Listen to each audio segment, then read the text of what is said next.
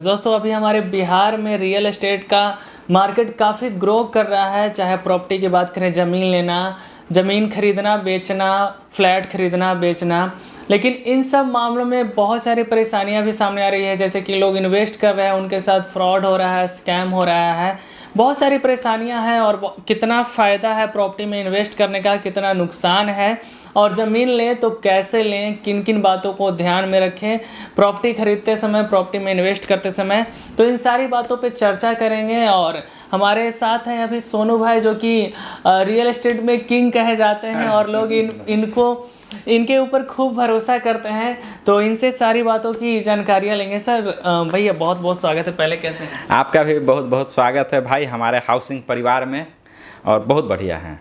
कैसे हैं और कैसा चल रहा है काम, बताना चाहेंगे दर्शकों को? हमारे पास तो भाई लोगों का इतना प्यार है कि मेरे पास कुछ फ्लैट हो चाहे प्लॉट हो, अगर अभी 10 फ्लैट हमारे पास नया ओपनिंग हुआ था और 8 वो बिक चुका, मात्र 2 बचा हुआ है। सबसे पहले ये बताइए कि अभी जितने भी जो अच्छे पैसे कमा रहे हैं, तो वो कुछ ना खरीदे तो, लेकिन सबसे पहले वो ज़मीन खरीदना चाहता है, अगर पैसे है जिसके पास तो ज़मीन कैसे खरीदे और किस पे भरोसा करें? बिहार में तो चर्चा आपका काफ़ी ज़्यादा है, लेकिन आप भी सुनते होंगे कि कई लोगों के साथ बहुत बड़ा स्कैम हो जाता है, फ्रॉड हो जाता है।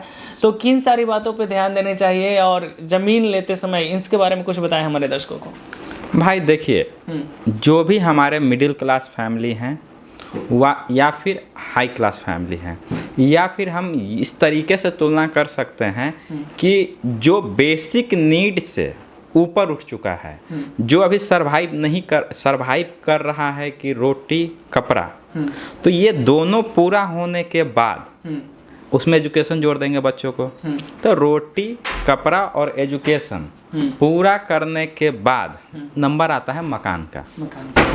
तो हमारा जो भाई लोग हैं वो अगर ये दोनों पूरा कर लिए हैं, या फिर उनका इनकम इतना है कि ये दोनों चीज़ पूरा करके सेविंग कर ले रहे हैं, तो वो आगे सोचते हैं मकान या फिर ज़मीन।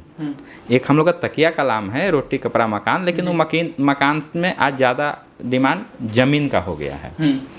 तो वो लोग जो अपना पैसा सेविंग किए, वो चाहते हैं कि हम रियल एस्टेट में इन्वेस्ट करें, लेकिन इतना ज़्यादा इस रियल एस्टेट में लोगों का भरोसा उठ गया है कि हिम्मत ही नहीं होता है। उसी में से एक आपका भाई सोनू भाई जो है, इस जो भरोसा उठा, उस भरोसा को कायम रखने के लिए हम लगातार बहुत ही ज़्यादा, जिसको बोलते हैं पारदर्शिता तरीके से कामों का अंजाम देने का, हमने काम को अंजाम देने का काम किया है। अच्छा, एक बात बताइए, आप ग्रेटर नोएडा में भी काम करते हैं, दुबई में भी काम करते हैं, बिहार में भी काम कर रहे हैं, तो जो नए कस्टमर हैं वो हाउसिंग वर्ल्ड पर या फिर सोनू भाई पे भरोसा क्यों करें?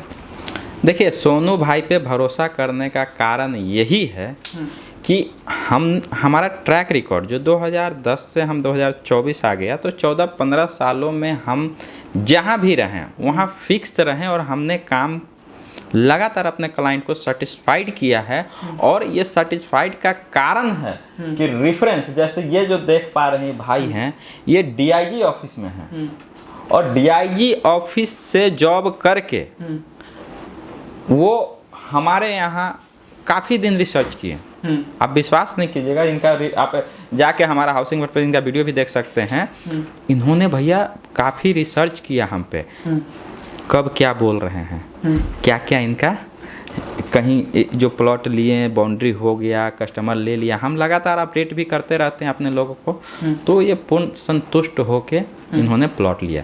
वैसे ही हमारा लोग जो है, हमारे क्लाइंट जिनको हम लोग हाउसिंग परिवार कहते हैं, वो भाई लोग पूरा रिसर्च कर ले, पूरा चेक कर ले, हमसे आके मिले। हमारा आप किसी भी डिपार्टमेंट में है, उस डिपार्टमेंट के हम लोगों से बात कराएंगे जो हमसे लिए हैं, तब तो भरोसा मानना पड़ेगा। अच्छा, कई लोग ऐसे होते हैं जो प्रॉपर्टी डीलर हैं, वो जानकार होते हुए भी स्कैम कर देते हैं।